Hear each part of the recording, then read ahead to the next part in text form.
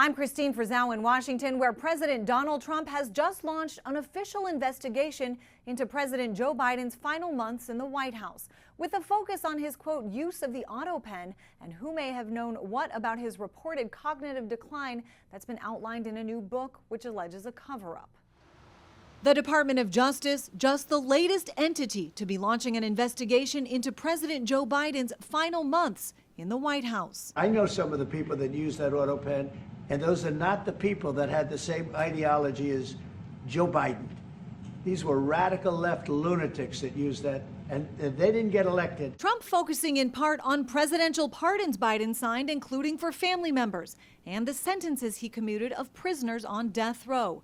On Wednesday, issuing this memo asking the DOJ to investigate, quote, whether certain individuals conspired to deceive the public about Biden's mental state. At the same time, Republicans on the House Oversight Committee are ramping up their own investigation into the matter, following the release of this book by journalists Jake Tapper and Alex Thompson. We want to know who told them to do what and when. We want to know that Joe Biden actually gave the authority to do that Joe Biden was cognitively aware of what he was doing. His committee now expanding its investigation, with demands Biden's doctor, Kevin O'Connor, answer questions.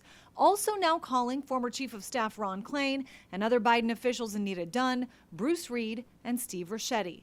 Former President Biden now responding in a statement writing, "Let me be clear. I made the decisions during my presidency. I made the decisions about the pardons, executive orders, legislation, and proclamations. Any suggestion that I didn't is ridiculous and false." For years now, Republicans have accused the Justice Department of being weaponized against them and Donald Trump.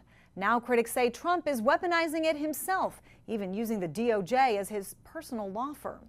The idea of focusing on President Biden is a way of distracting from Donald Trump's efforts to completely undermine our democracy, to grift and engage in corruption. Even though he left office months ago, Joe Biden once again a major target for Republicans on Capitol Hill.